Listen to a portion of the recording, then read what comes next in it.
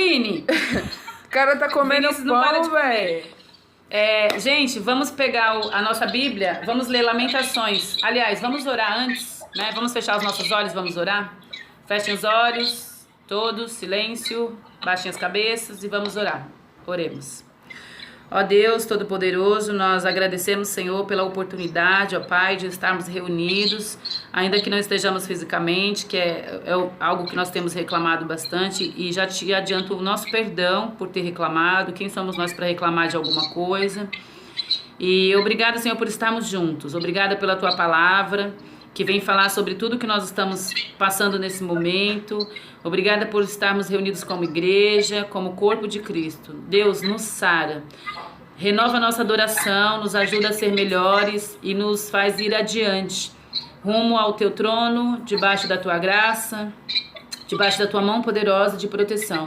Livra-nos do mal, Senhor, porque é o Senhor que é dono de tudo, Teu é o poder, o Senhor do Senhor é toda a glória, para todo sempre, em nome de Jesus. Amém. Vamos lá, então, vamos ler o livro de Lamentações, no capítulo 2, acho que todo mundo abriu, né? E aí, eu vou ler aqui, se alguém tiver uma tradução muito difícil, levanta uma mão aí, que aí eu passo para me falar como que tá, a palavra está muito diferente. Diz assim: o Senhor cobriu a cidade de Sião com a nuvem da sua ira. Lançou por terra o esplendor de Israel, que se elevava para os céus. Não se lembrou do estrado dos seus pés, no dia da sua ira. Tem alguém que tem alguma tradução diferente até aqui, não? Não tá igual a minha é diferente, mas não é muito. Não? Quando ele fala aqui, ó, não se lembrou do estrado dos seus pés no dia da sua ira, é uma metáfora, né? Ele tá querendo dizer, demonstra assim, a relação de Deus com o seu reino, porque ele é superior a tudo isso. E quando ele fala o estrado dos seus pés, é como se a terra estivesse subjugada sob os seus pés, é como se a terra estivesse embaixo dos seus pés. E aí tá escrito assim, ó, ele não se lembrou do estrado dos seus pés, ou seja, ele se esqueceu de todos que estavam abaixo dele. Então vamos continuar. Sem piedade, o Senhor devorou todos os habitantes de Jacó. Em sua ira, destruiu as fortalezas da filha de Jerusalém, derrubou ao chão e desonrou o seu reino, os seus líderes em flamejante ira, cortou todo o poder de Israel, retirou a sua mão direita diante da aproximação do inimigo, queimou Jacó como um fogo ardente que consome todo o redor. Como todo inimigo preparou o arco com uma adversária, sua mão direita está pronta, ele massacrou. Eu tô lendo rapidinho isso aqui e eu vou até pular uma parte, porque do versículo 3 até o versículo do 3 até o 7, ele traz alguns verbos dizendo do que aconteceu, do que Deus fez. E aí eu fui circulando os verbos, aí ele diz aqui, ó, devorou as habitações, destruiu as fortalezas, derrubou ao chão, desonrou o reino, cortou todo o poder, queimou Jacó, preparou o arco com o adversário, massacrou tudo que era agradável, derramou a ira com fogo, destroçou a sua morada, destruiu seu local de reuniões e entregou aos inimigos. Então são muitos verbos que estão falando da atitude, da ação de Deus frente ao que ele estava vendo do povo dele.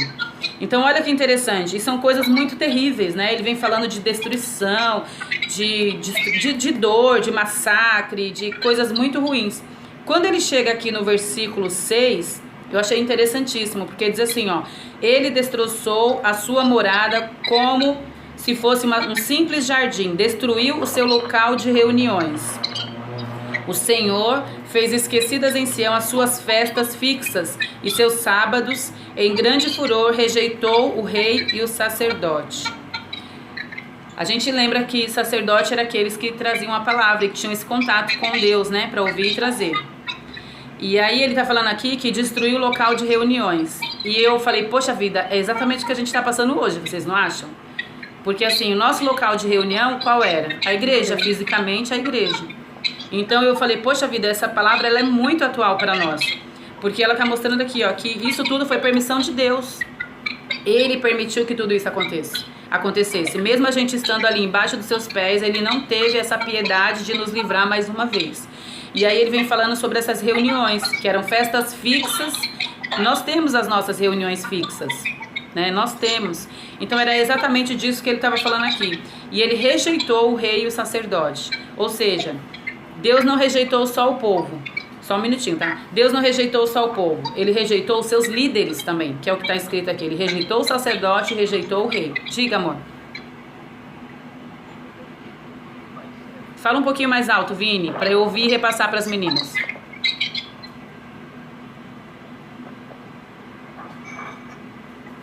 Fala mais alto, fala mais alto. Aumenta o volume, porque talvez seja nosso.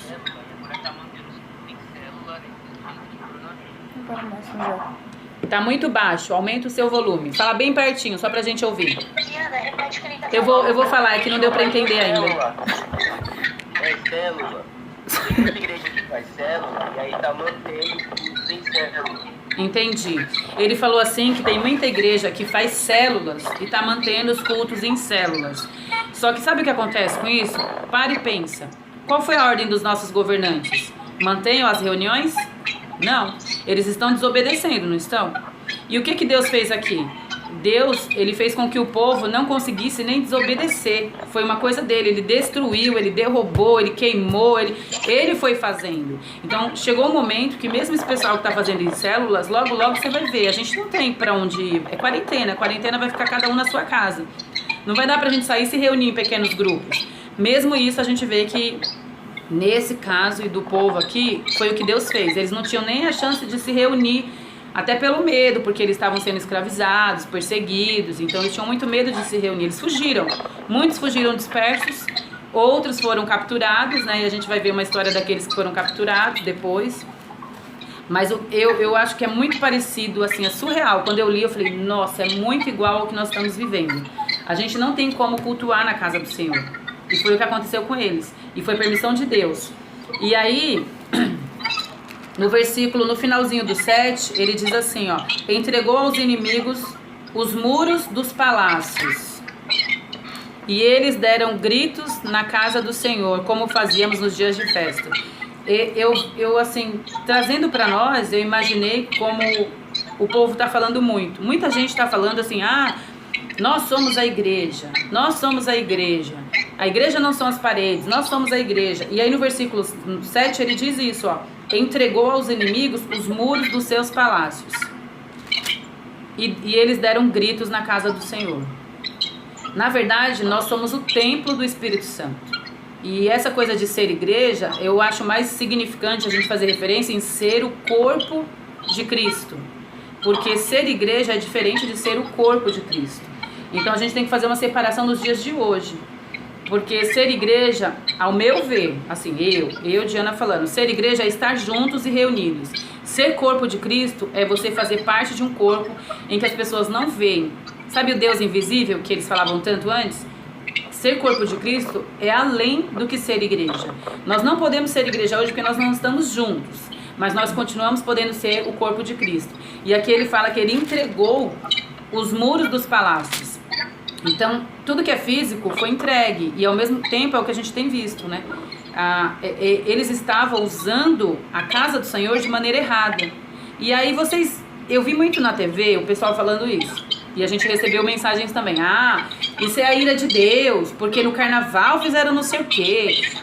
Porque o Porta dos Fundos fez não sei o quê. Isso aí é a ira de Deus por causa disso. O que vocês acham? O que vocês acham? Eu acho que não é. Você acha que não é? É porque eles... Peraí que a Larissa tá falando, eu já te falo. A Larissa tá falando, peraí. Às vezes eles erram e querem colocar a culpa só nos ímpios, né? Então, acho que não é só por causa Exatamente o que eu quero falar. Deixa o Vini ver o que o Vini vai falar e eu falo o que ela disse. Fala, Vini. Eu acho que não é aquela epidemia da volta de Jesus. Eu acho que vai ser muito pior. Entendi. O Vini falou que não tem a ver com a volta de Cristo porque ele acha que vai ser muito pior. A Larissa falou sobre essa questão de responsabilizar a fúria de Deus por conta do que os ímpios, né, estão fazendo. Ela acha que não, que é errado. Porque, na verdade, aqui a palavra está mostrando o quê? Que essa fúria aqui e esse julgamento aqui veio para quem? Veio para o povo de Deus. Fala do templo, fala do sacerdote, Fala que o povo de Deus teve que fugir. Então ele está falando das igrejas, ele está falando de nós. E aí eu volto a falar, é muito fácil. Aí eu lembro do Vini, a gente fala de worship, a gente lembra do Vini, né? E é muito fácil a gente falar desse povo que tá, sabe? Oh, Deus, aleluia, Senhor, porque eu te amo. É muito fácil a gente ver esses louvores, todo mundo cantando, pulando. Você quer falar, amor? Não? Arthur, quer falar?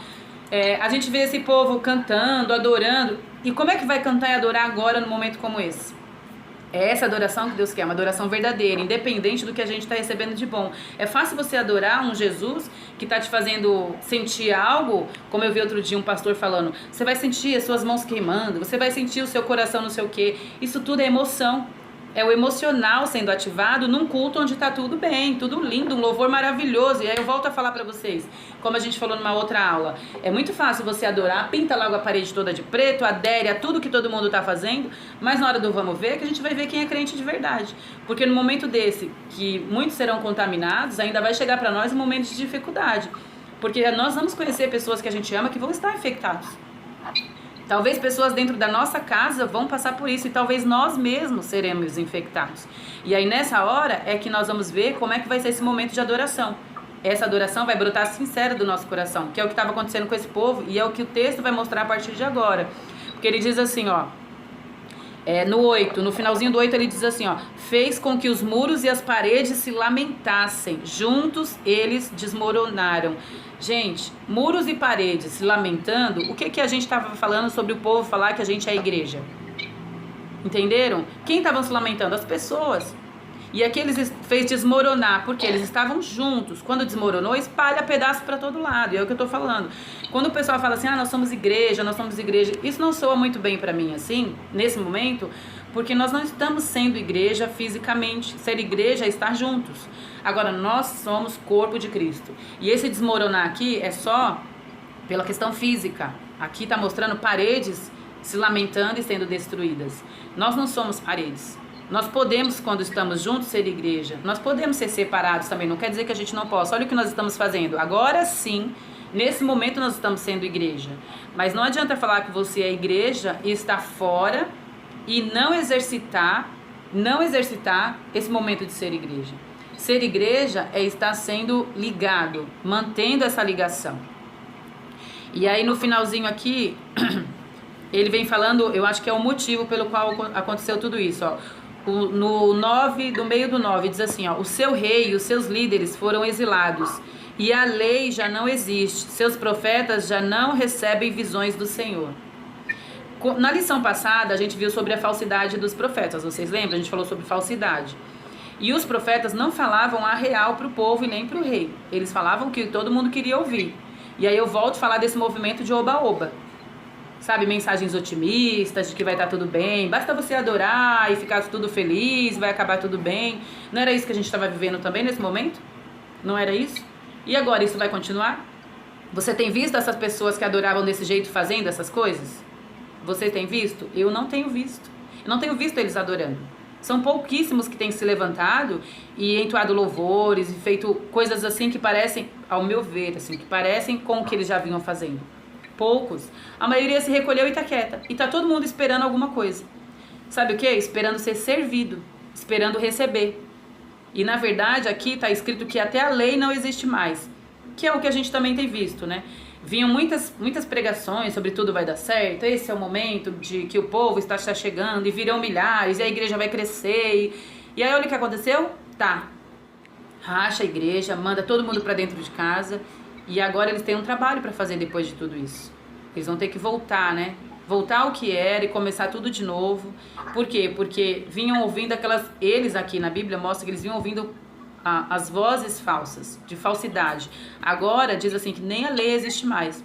E se a gente veio trazendo isso para os dias de hoje, realmente, nem a nossa lei não existe mais. Porque toda hora a gente vê na TV, e não precisa ser entendedor de direito, toda hora emite o quê? Um decreto. Saiu um novo decreto, saiu uma portaria, que vai mudar não sei o quê, que muda horário, que muda dias, que muda... Não é? Então até a lei não existe mais, e está escrito aqui. Exatamente como foi naquela época. Então a palavra de Deus ela vai se renovando, ela vai sendo eficaz o tempo todo. E aí continuando aqui no 10 ele diz assim, os líderes da cidade de Sião sentam-se no chão em silêncio. Olha o que eu falei sobre aquelas pessoas que estavam falando e de movimento e de não sei o que, ó. Todo mundo silenciou. Que foi a mesma coisa que aconteceu naquela época. Os líderes silenciaram. Agora vem aqui, ó, no finalzinho do 10. E usam vestes de lamento. As moças de Jerusalém inclinam a cabeça até o chão. Quando fala usa vestes de lamento, sabe o que está falando aqui? De sinceridade de adoração. Mas está se lamentando. Como assim adoração? Eles estão entregando o que realmente eles estão sentindo no coração. É fácil você ser levado por uma onda, por um movimento, e alguém te induzir a sentir alguma coisa. O difícil é você abrir o seu coração e pôr a sinceridade dele para fora. Porque é difícil a gente se ver, se encarar com as coisas que estão no mais profundo do nosso coração. E quando é lamento, isso sai espontaneamente, porque acaba se tornando maior que a gente. E foi o que aconteceu aqui com os líderes, está escrito. No 11, achei estranho até aí, fui pesquisar, né? No 11 diz assim, ó, meus olhos estão cansados de chorar, minha alma está atormentada, meu coração se derrama porque o meu povo está destruído, porque as crianças desmaiam, as crianças e bebês desmaiam pela ruas da cidade. Em algumas traduções está escrito assim, meu fígado se derramou. Aí eu fui fazer uma pesquisa nos livros que eu tenho aqui na internet, e aí eu vi que essa coisa de meu fígado se derramou e minha alma está atormentada e meu coração se derrama, é na questão de se oferecer um sacrifício. É um sofrimento sacrificial. Eu ofereço o que eu sinto em sacrifício. Porque naquela época eles usavam as partes aí dos animais para oferecer em sacrifício. Quando eu falo se derrama é por isso, porque eles matavam o animal e ofereciam em sacrifício. Então, sabe o que é isso? É sinceridade de sentimento, que é o que a gente estava falando anteriormente. Esse é o sacrifício que eu tenho que oferecer para Deus. Sinceridade de sentimento. E por isso que eu pedi para alguns de vocês fazerem algumas orações. Peraí, deixa eu ver se eu consigo. Teve uma pessoa que mandou uma mensagenzinha aqui, para ver se eu consigo achar se ele voltou. Ó, peraí. Letrinha. Daniel? Porque eu vi aqui, deixa eu ver se vai, que eu lembrei da oração dele. Cadê? Daniel, aqui. aí. Deixa eu ver, chamando aqui pra ver se ele entra também. Mas aí vamos ver. E aí no 12 diz assim, ó, eles clamam às suas mães, onde estão o pão e o vinho? A gente não tem visto as pessoas preocupadas com o que vão comer daqui uns meses? Não tem visto? A gente tem visto isso. Não tem? Então, olha como eu falo pra vocês, como essa palavra ela se renova, ela é atual. E assim, tá entrando. Oi, Daniel. Tudo bom, amor? Vira a sua câmera, põe ela pra ficar deitada, igual a gente, assim, ó. Aê! Eu tentei te chamar, mas eu acho que eu chamei o Daniel errado. E aí não atendeu, então não foi você, foi o outro. Aí agora que eu vi, a gente tava falando de oração, e aí eu lembrei de você. Falei, deixa eu tentar chamar o Daniel de novo, mas eu vi que era outro contato, tá bom? E aí a gente tá lendo Lamentações, nós estamos no 2, se você tiver com a Bíblia aí, abre. Nós estamos aqui no versículo 12. E aí no Lamentações 2:12, ele tá falando assim, dessa preocupação dos pais em relação à falta de alimento. E a gente tem visto isso nos dias de hoje. A gente está fazendo um paralelo com o que está acontecendo e com a nossa lição da escola bíblica de hoje. Seguindo ali no versículo 14, do versículo 14 diz assim, ó, as visões dos seus profetas eram falsas e inúteis. Eles não expuseram o seu pecado para evitar o seu cativeiro. As mensagens que lhes deram eram falsas e enganosas.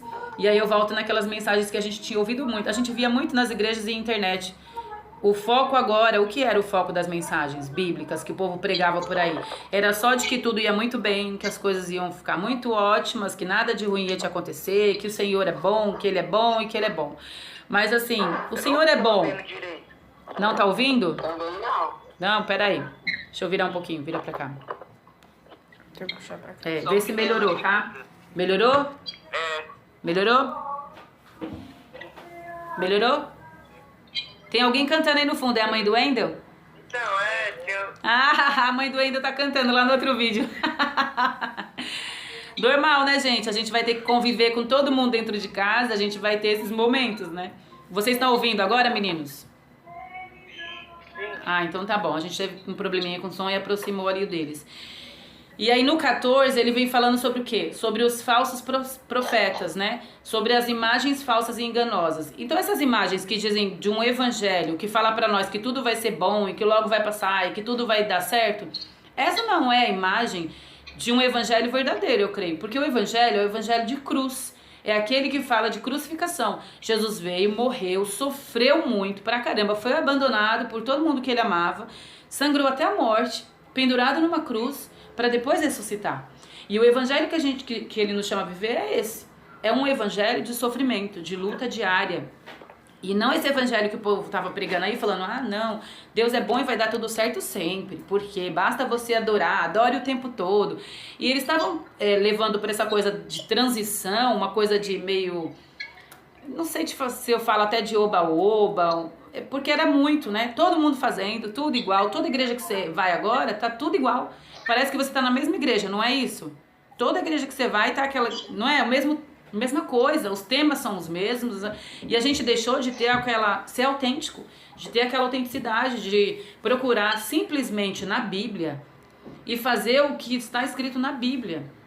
É viver um dia de cada vez, servindo ao Senhor, estando próximo dele, sabe? Querendo honrar ele com a nossa vida diariamente. Ou seja, todo dia eu tenho que me arrepender, dizer não a só aquilo que eu quero ouvir, porque se tem falsos profetas, tem pessoas que estão só esperando ouvir boas notícias.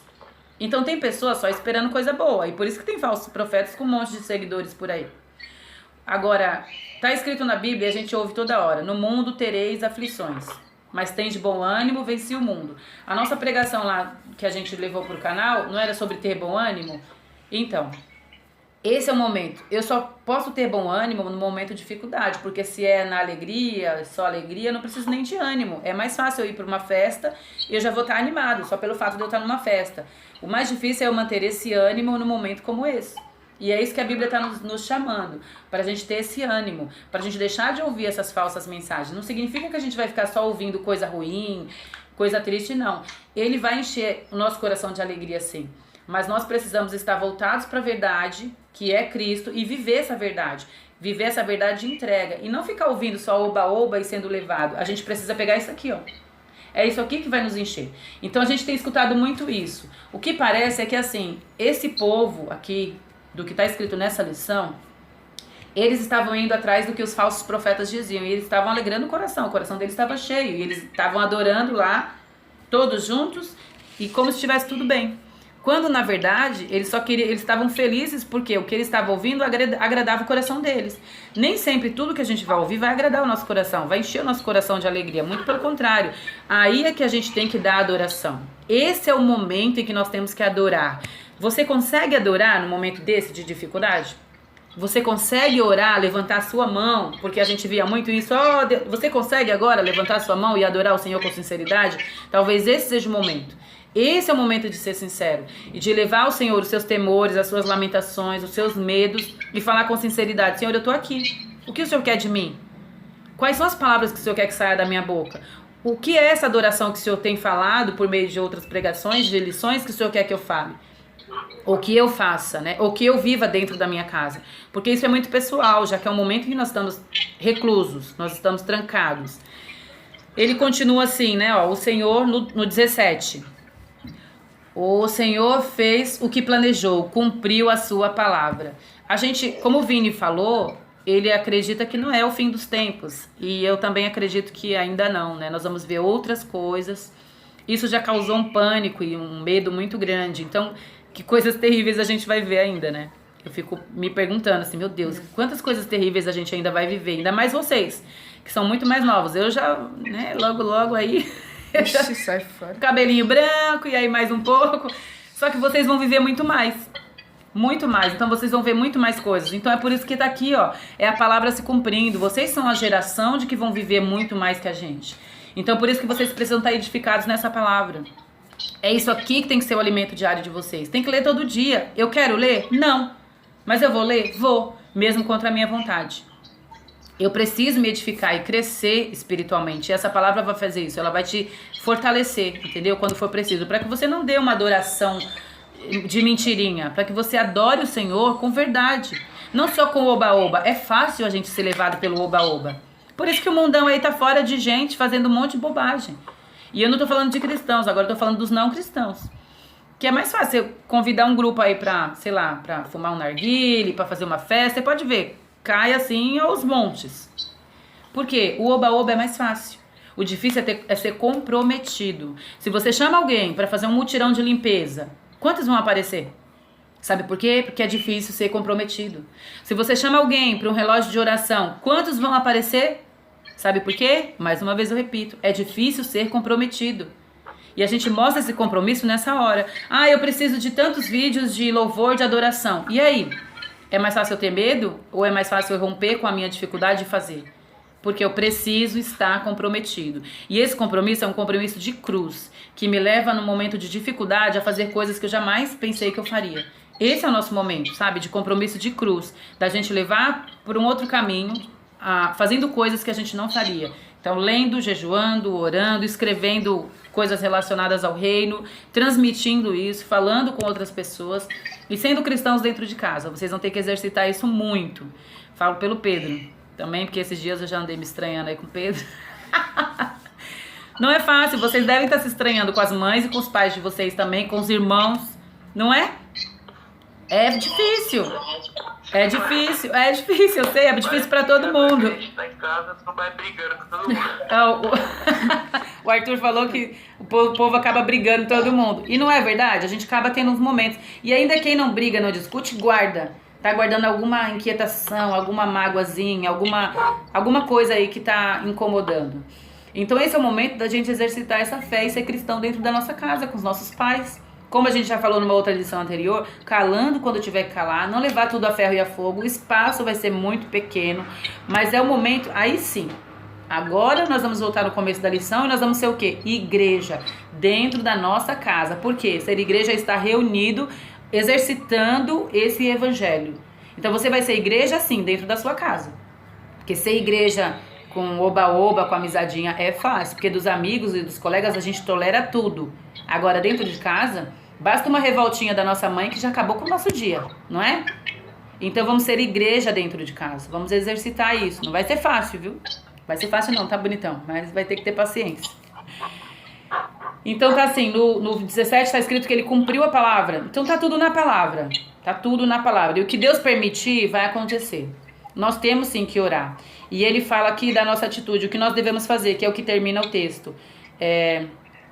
Aqui no 18, no finalzinho, ele fala assim, ó: o muro da cidade de Sião corram como um rio e suas lágrimas dia e noite. Não se permita nenhum descanso, nem dê repouso à menina dos seus olhos. Sabe quando ele fala não dê repouso à menina dos seus olhos? Ele tá falando assim, chore, mas chore mesmo. Se lamente pelo que vai acontecer, pelo que está acontecendo. Às vezes a gente fala assim, não tenha medo. Não é não tenha medo, principalmente naquela pregação anterior. Como eu falei, os discípulos estavam morrendo de medo, mas mesmo no meio do medo, Pedro se levantou e foi caminhar sobre as águas. Então é isso que nós temos que fazer, nós vamos continuar com medo, porque coisas terríveis vão acontecer. A gente vai continuar com medo.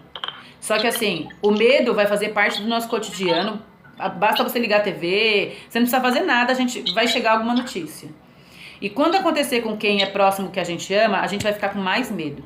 Só que o que significa? A palavra está nos dizendo, chorem, se for preciso eu vou chorar.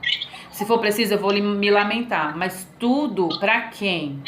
Para Ele, para o Senhor, nos pés do Senhor. Isso é sinceridade. Não é fingir que eu não estou com medo. Tem muitos pastores pregando e falando, não tenham medo, não tenham medo. Eu não sei se é bem por aí não ter medo. Porque naquele momento, como a gente viu naquela pregação, todos estavam com medo e era medo de morrer. Então todo mundo não está com esse medo, a gente tem visto isso. Nós vamos ter medo, mas nós vamos ter que trabalhar esse medo e viver em função do medo. Mesmo com o medo, não em função do medo. Em função dessa existência do medo. Eu tenho medo? Tenho, mas eu vou continuar. Eu tenho medo? Tenho, mas eu vou seguir. Eu tenho medo? Tenho, não vou deixar de buscar o Senhor. Eu tenho medo? Tenho, não vou deixar de orar. E aí vem as indicações aqui do que nós devemos fazer, que é a partir aqui do 19. Diz assim, ó: levante-se, grite no meio da noite, quando começam as vigílias noturnas, derrame o seu coração como água na presença do Senhor. Quando ele fala assim, ó, derrame o seu coração como água na presença do Senhor, e ele fala de madrugada, à noite, pra gente fazer vigília. Não sei se vocês pensaram nisso, a gente precisa fazer vigília. em prol de tudo isso que a gente está vivendo, porque aqui ele estava falando em prol do que aquele povo estava vivendo. Então a gente tem que fazer, sim, tirar o nosso conforto do nosso sono. É muito bom dormir uma noite toda e depois de assistir não sei quantas séries durante o dia, comer pra caramba e dormir tranquilo. Não é o que todo mundo quer fazer. Só que isso não é férias, isso é guerra. Isso não é férias, é um momento em que a gente tem que guerrear. Espiritualmente, sim. Então a gente vai vencer isso como? Com vigília, tá escrito aqui, vamos orar à noite, vamos orar sem cessar. E ele fala assim, ó, que nós temos que nos derramar o nosso coração como água na presença do Senhor. Vocês já viram quando a gente derrama água, você tem como parar? Você tem como conter? Você tem como segurar? Nem que você ponha a mão, que você ponha algum recipiente, vai acabar caindo. Então ele quer dizer assim, esse derramar é algo que vai começar pouquinho, talvez até gotinhas, mas de repente ele vai transbordar, vai ser algo que vai, cada vez que a gente fizer, vai melhorar, vai aumentar essa intimidade, a gente vai conseguir mais. Isso na presença do Senhor. E aí ele continua assim, ó, levante para ele as mãos em favor da vida de seus filhos, que desmaiam de fome nas esquinas das ruas. Aí eu volto para onde? Pro começo, que a gente estava falando desse movimento. O que mais a gente via não era esse povo levantando a mão? Oh, papai, papaizinho. Cada oração bonita, né? Oh, papaizinho querido. Não era? Era tudo muito... Pra mim parecia muito fake. Porque uma pessoa que não chama nem o próprio pai de papaizinho querido, vai chamar Deus com tanta facilidade, né? De papaizinho querido. A gente tem dificuldade às vezes, porque quem passou o problema com os pais... A figura masculina, agora eu tô falando, tem dificuldade de tratar Deus como pai. E a gente vê pessoas que passam por isso e tá falando, papaizinho, papaizinho. Que papaizinho? Da boca pra fora? Não, a Bíblia tá nos mostrando isso, ó. Não é da boca pra fora. Se você vai chamar ele de pai querido, comece. Mas comece com intenção, seja algo intencional. Sabe por quê? Porque isso vai se tornar uma constante. E quando tudo isso passar, gente, a gente vai estar cheio disso aqui, ó. A gente vai estar cheio. E aí sim a gente vai ser, sabe essa palavra, essa pessoa que se derrama, que o coração derrama, que a Bíblia está falando? Nós seremos esses, com o coração transbordando e derramando na presença do Senhor. Sem precisar estar sendo cópia de nada, ou de ninguém, ou de nenhum movimento. A gente não precisa de movimento, a gente precisa ser cristãos autênticos, verdadeiros, que seguem a palavra, que adoram o Senhor e que vivem isso dia e noite. E primeiro a gente viu na lição da semana passada, não sejam falsos. Nós vimos isso na lição da semana passada. Não sejam falsos. Nós não podemos agir com falsidade para com quem? Com o Senhor. Então, segundo, a gente está vendo aqui nessa lição aqui, ó. O que foi que aconteceu?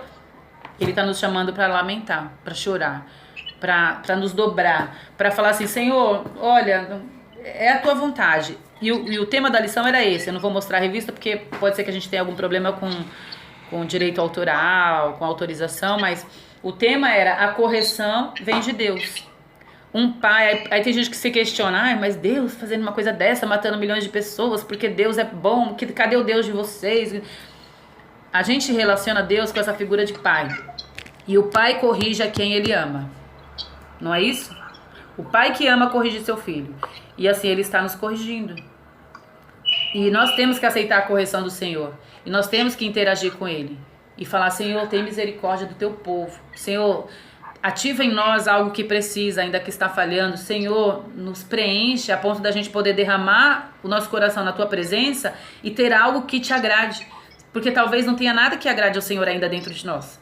E esse é o momento da gente fazer isso. Eu não sei o que vocês estão sentindo e têm sentido nesses dias, né? Mas assim, o meu desejo é que vocês continuem nessa busca. Continuem buscando, continuem nesse caminho. Não é fácil, repito. Não dá vontade muitas vezes. A vontade que a gente tem é de não fazer nada. É muito mais fácil estar com a multidão e não fazer nada. Mas nós temos essa responsabilidade. Nós somos cristãos? Sim. Então nós temos uma responsabilidade de ser corpo de Cristo. Corpo de Cristo. E o corpo de Cristo é esse. Ele anda, ele fala, ele se movimenta. E ele traz essa palavra que é poder. Essa palavra é poder. Então vamos fazer essa palavra ser poder em nós, para que depois, quando passar tudo isso, ela possa agir também por meio de nós em outras pessoas. A coisa não, como diz o povo aí, uma frase muito usada, a coisa não vai acabar quando terminar, viu? Não acaba quando termina. A gente vai ter aí mais um bom tempo de luta. E pra gente segurar. Apenas o início. Entendeu? A gente vai ter muita coisa pra gente correr atrás e segurar e reorganizar e começar de novo. Só que a gente vai poder estar mais fortes. A gente vai poder estar mais cheios. E a gente vai poder estar verdadeiros. Porque a palavra diz isso. Ali era um povo falso. A nossa adoração era falsa. O Senhor está nos confrontando. O que de falsidade eu estava fazendo? Será que eu me reunia domingo sem querer e estava lá fisicamente, mais como um zumbi, só cumprindo o protocolo? Diana, Oi. a gente não tá conseguindo ouvir, não. Não? Voltou agora? Eu, pelo menos, não. Voltou agora? Sim? Beleza. Alguém quer considerar alguma coisa? Alguém quer falar alguma coisa?